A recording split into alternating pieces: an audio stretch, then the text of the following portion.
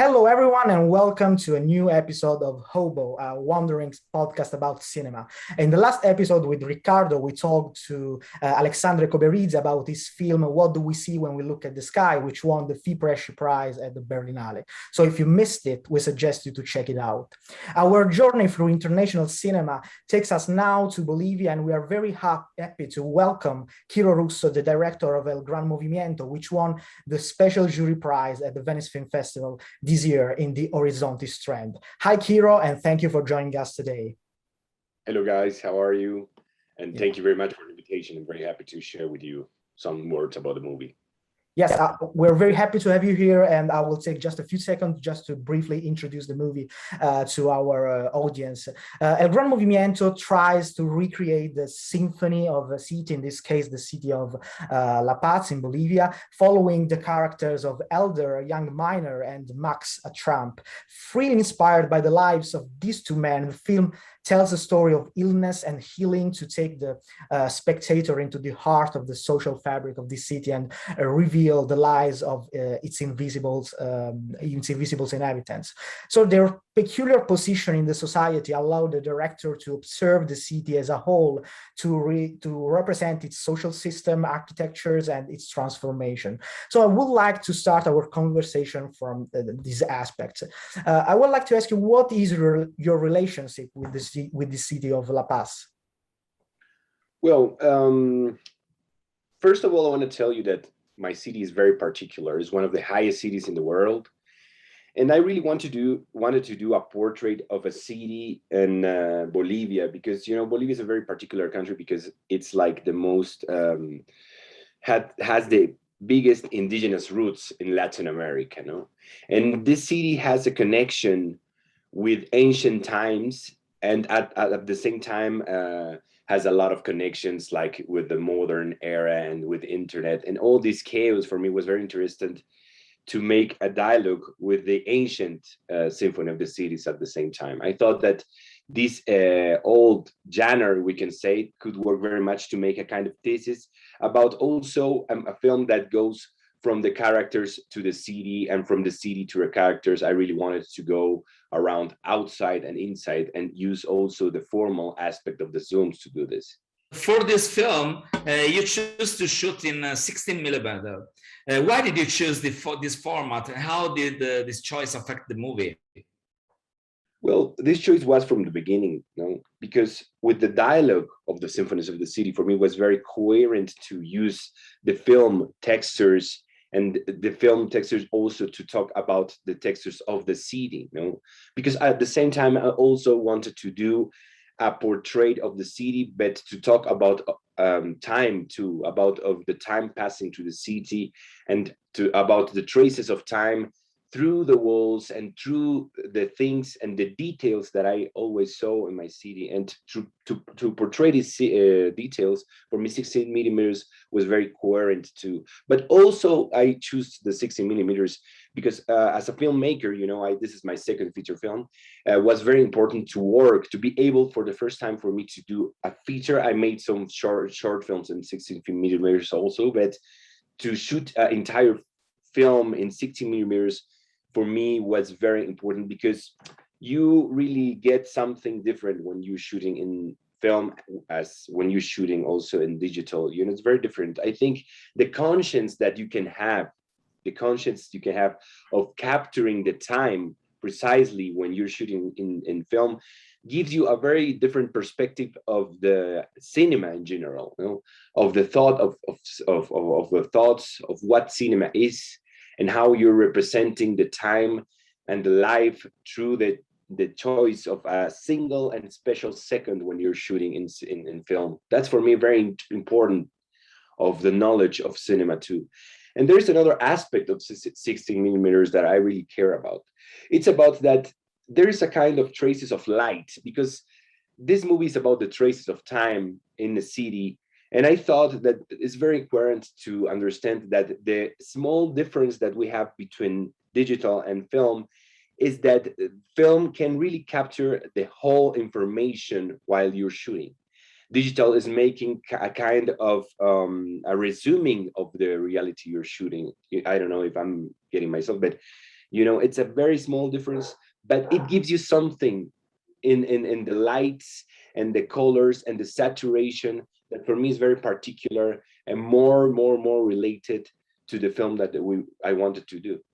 And in Venice, you mentioned the influence that silent cinema of the 1920s had on you. So, of course, we can think about movies like Berlin Symphony of a Great City by Walter Ruttmann, or Manatta by Schiller and Strand, or even Men with a Movie Camera by 𝗂𝗶𝗃𝗄𝗃. I would like to ask you, how does this type of cinema relate to your former research? Well, regarding to the symphonies of the city, I think the thesis that I wanted to manage is very related to the discourse that they had at that moment. You know, they wanted to do really elegies of the city and of the modern eras through these films, to show the advance of the modernity and the technology of that time. You know, and for me, it was very coherent to talk about some kind of the postmodern era, we can say. And it's very interesting to understand, like the like a kind of you know, a kind of I'm looking the word here in English. That's what I'm taking. How I say this, decadence. We can say like there is a decadence of the modernity in our times, I think. And for me, it was very interesting to think about the decadence from my city. You know, well. This idea of modernity is kind of ancient, you know, and I wanted to use the same elements of the symphonies of the city to build this, you can say, critic decadence to the modern times that we're living. You know, when the indigenous people, for example, now is dancing this techno music and, you know, coexisting with a kind of chaotic kind of reality that is what we really are living on now. No? But there is another element about silent cinema that is for me very important to, you know, recover, we can say, because what happens is that in the silent cinema time, we also had a kind of different language of cinema there, you know. And for me, for this film, was important to recover the Soviet avant-garde, you know, movement of, you know, mainly editing, for example. No, I really wanted to recover that.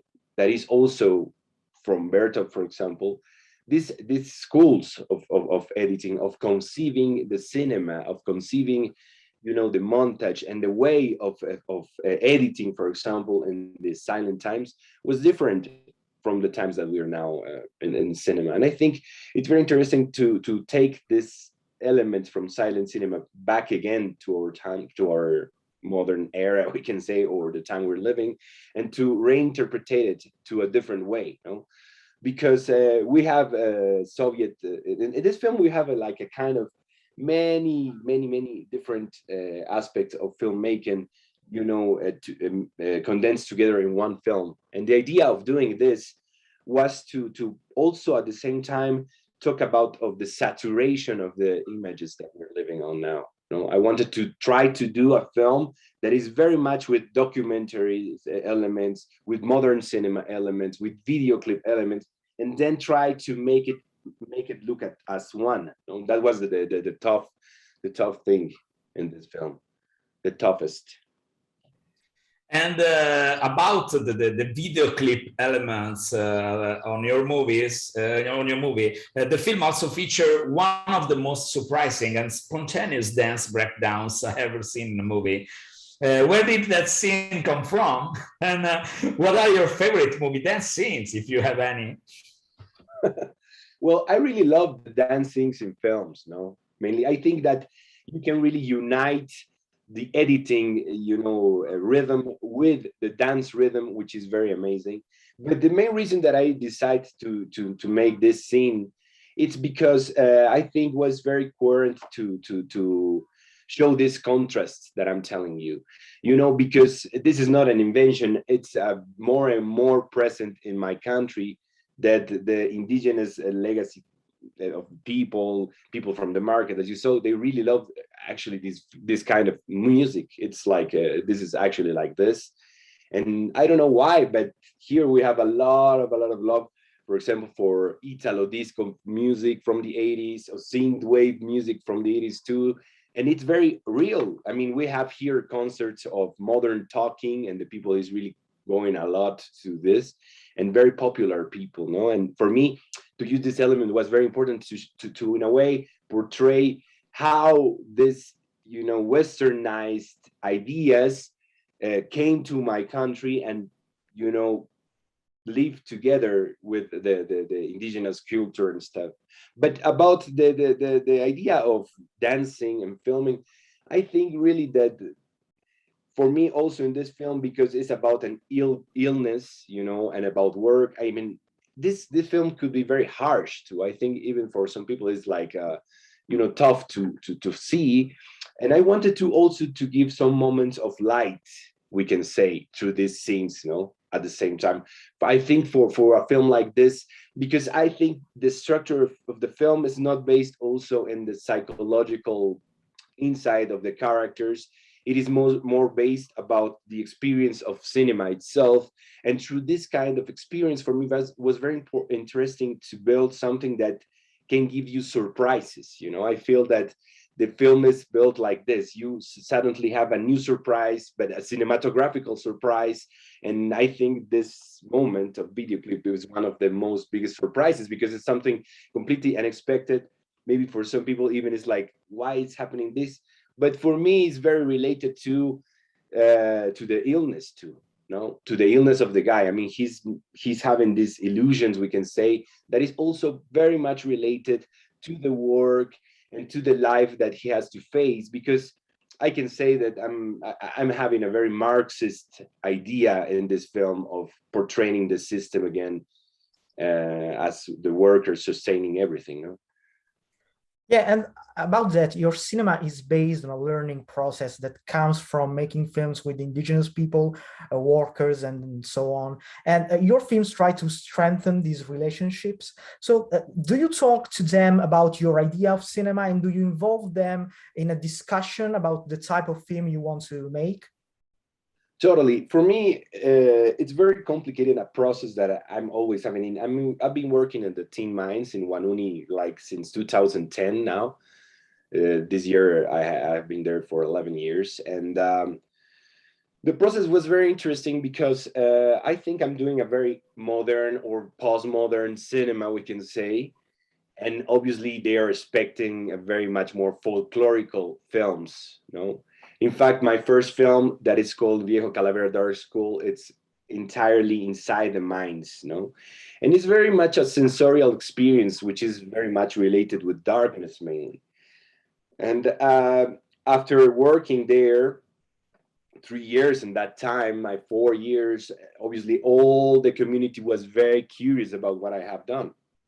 And I made the premiere in the mining town.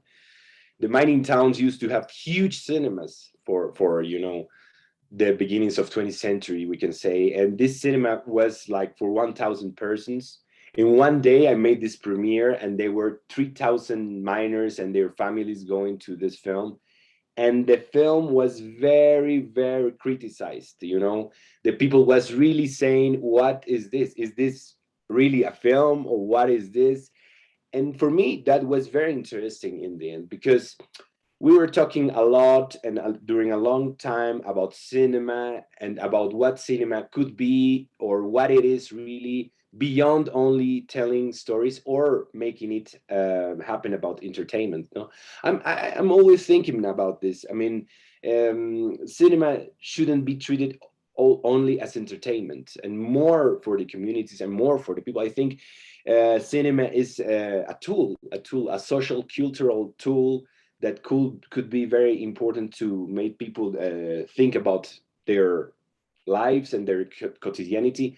And actually, that's what happened. No, in my first feature, for example, the film is very much about alcoholism too, and that was a very sensible point for the mining community. You know, they were very mad at the beginning that I touched that subject specifically, but through these dialogues and through these screenings, this was something that they were talking about their own social life. You know, for me, it was very interesting because I was there at the beginning they wanted to ask some stuff to me, but in the end the people were talking between themselves about social issues, about cultural issues, about the working quotidianity, the working conditions. And for me that was interesting, because I think that cinema also can do this, can move to communities and people to think and to rethink important subjects for themselves. No,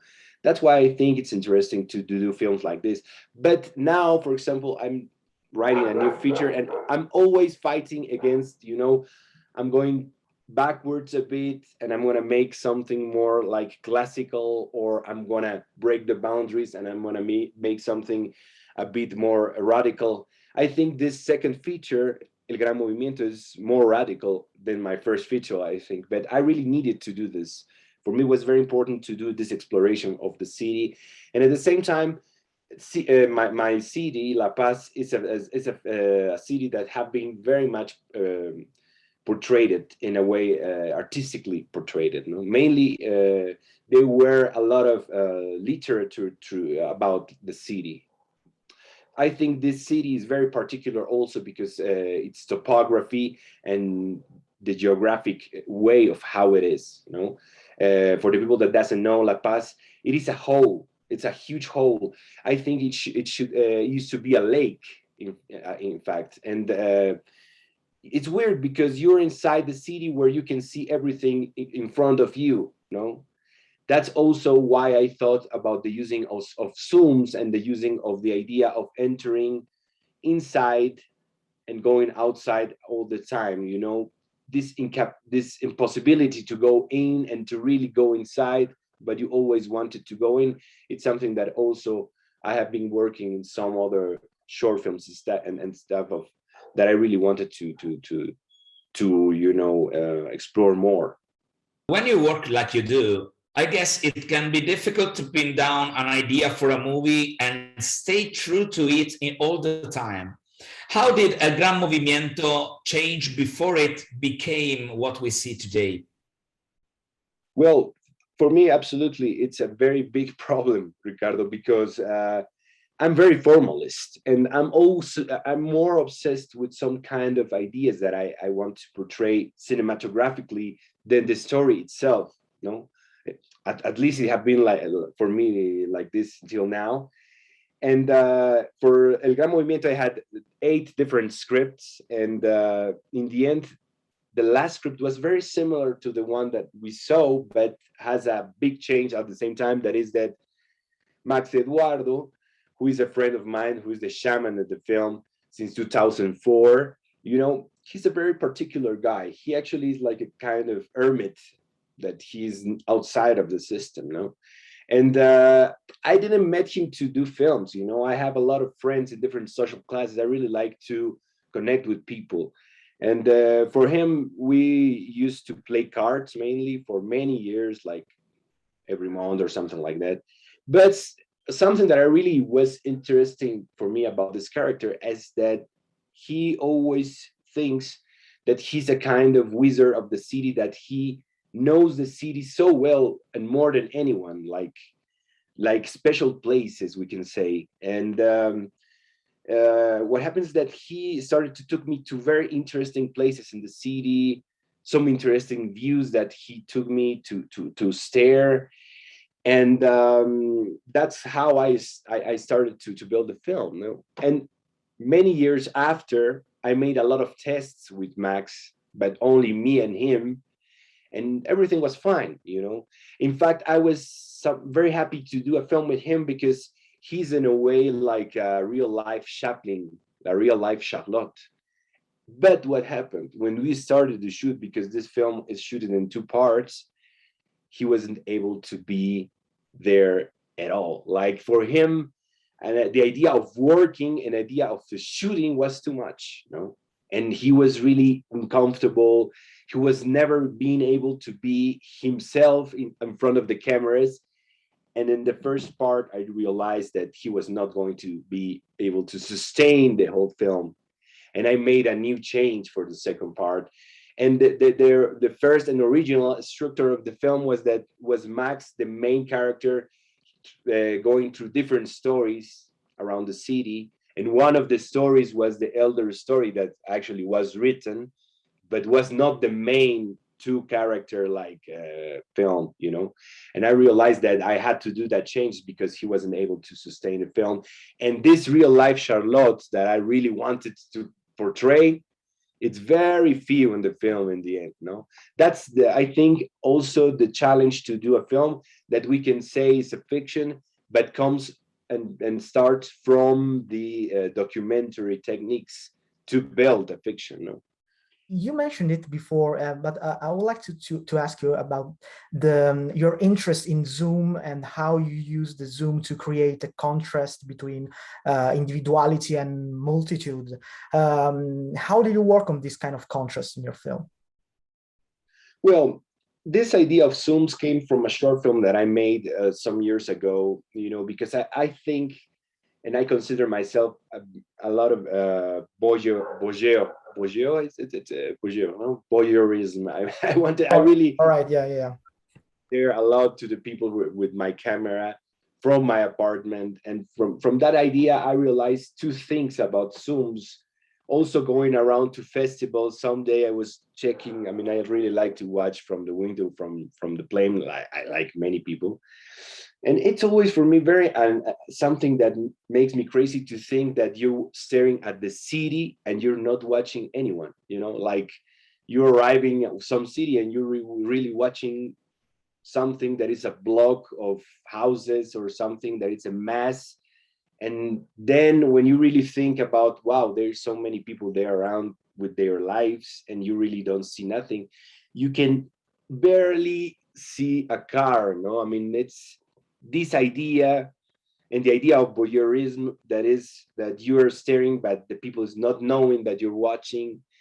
And at the same time, the idea of at that time I was reading Allan Poe, and I really like this the Man of the Crowd tale, which is a tale that is very much inspiring of the film. If you read this story, you can see that it's very much in a way the film, because this story is about a bourgeois, a guy that is staring people basically, and many people from the modern early times in the 20th century, I think, or the 19th century, sorry.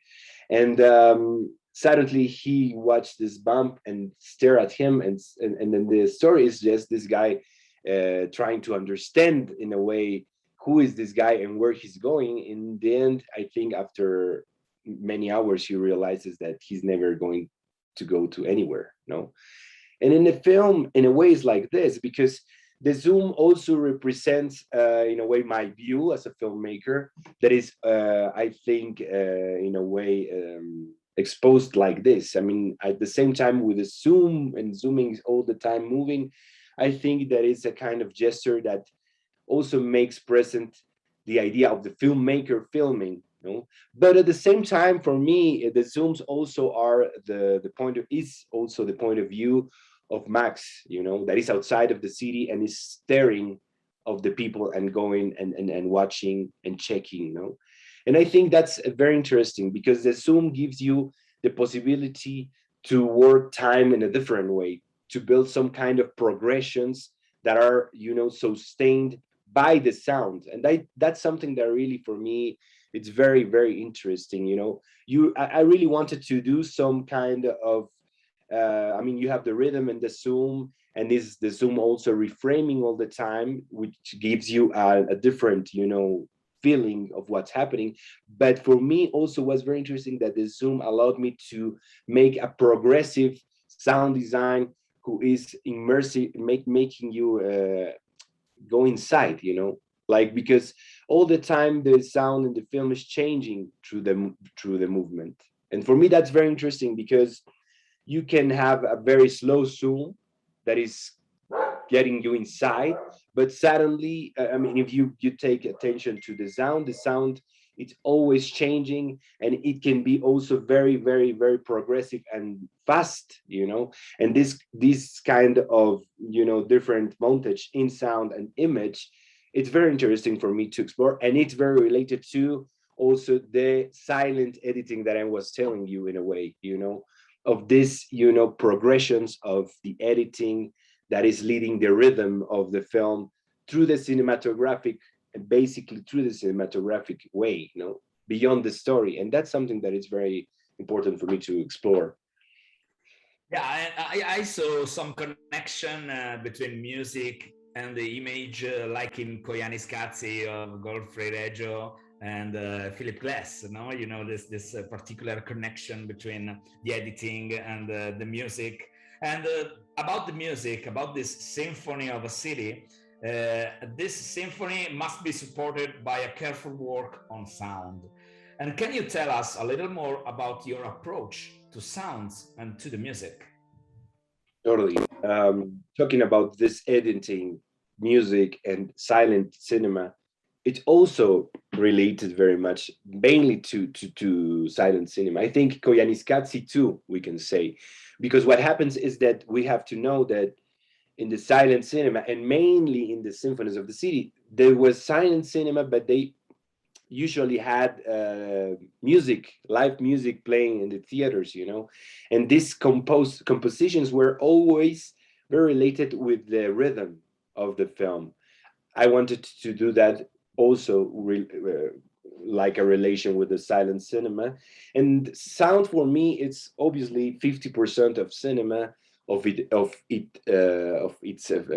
what you can really have from it, and in my case it's more than this, because at the beginning my first approach to cinema, technically speaking, was sound. I studied also sound, and I used to work also for some years as a sound designer. And for this reason, for me, it's like very incorporated in my creation, the sound, even we can say in an exaggerated way, because in this symphony of the city, and because I wanted to build a symphony as that, I really, really focused in very, very, very many sounds of my city, and the idea was very interesting, because I wanted to build a film that has a lot of noise of the city and very punctual noises from the city that suddenly in at times they became music, and the film its score is very interesting, because plays like this, sometimes you're very much saturated with noise that suddenly start to become music, and then the music is the protagonist of that moment, and gives you the rhythm, and puts you to around the symphony itself. And this also is mixed with very, very much more modern music, mainly in electronic music, as I told you. And these contrasts for me are very interesting too, between noise, we can say incidental music, and then electronic music, and the film is very much like this. In the end of the film, we have the biggest symphony musical part that is much more related with Bertov, we can say. And this is also a reinterpretation in a small part of original score of Bertov, for example, The Man with the Movie Camera, in a small part that also transform into another thing that is very much more like we can say modern music, modern experimental music. The composer is Bolivian, is Miguel Yankee, and for me, he made a very great job mixing these noises and transforming them into music. That was a very interesting challenge. And the score itself, mainly for cinemas, is very, very detailedly mixed and created, because if you are in the cinema, you can really understand that I really wanted to use the surround sound in this film. And I had a lot of discussions about this, because the people from sound and the mixers mainly, they have a very, very big rules, you are not allowed to use so much the surround normally, because the rule says that the people is going to get out from the film, or they are going to be too saturated with many information, but in some parts of the film, that's what I wanted to do, basically, and I think it really works. I like the results in the theater. In your native country, I think that some critics have compared your films to the work of Ucamao Group, which was a film collective formed in 1968 and based in Bolivia. But it's funny because from our Italian perspective, we think that some similarities can be found even with Italian neorealism. Do you agree with that? Is that so? Totally, absolutely. We could say that Italian neorealism was very affecting later in the 60s also to the Nouvelle Vague in France, but to the Cinema Novo and a huge movement that have been very important for cinema story from Latin America in general in that times, I think the idea of working with people and with the reality, we can say it's always going to be very important for cinema and mainly for social and cultural cinema, And at the same time, for me, beyond that, I think that cinema should be or can be more consciently a document of its time. I really wanted to portray the spaces in the city to portray the space and time and people of the 2020, in Bolivia. I think that idea of filmmaking, it's very much also related with the silent cinema, because as you know, at the beginnings of cinema, the idea of also, Lumiere brothers was to portray the spaces and portray the people and time and to turn this into experience. I think that's still, in a way, in some parts, one of the important things that cinema can give you, that is the portrays of some moments of the story that actually they are like this, it's like something that is also connected with documentary too. And also to talk about, for example, Italian cinema, some inspiration that I have always in my films, that some filmmaker that I really love very much, it's 𝗶𝗶𝗵. 𝗶𝗶𝗵, I think, has this idea of pure film very much portrayed there, because it's mainly about time, it's mainly about staring something, and very much based also in sound and sensorial trip, and that's why I really love him. I think Fra Martino is always very connected with him, because I think there is something very cinematographic there. I also search very much in my films. What are the biggest challenges in making cinema in Bolivia today? And what are the elements that artistically stimulate you in the country where you live? Well, let me confess you that it's very tough to do films here and everywhere. I think always the people that it's involved with filmmaking, are a bit crazy, I think you need to be very obsessive with what you want to do and really believe what you want to do, because I think always everything is going to be against that. It's like, many people has to believe you, and beyond that, it's always the issue of money.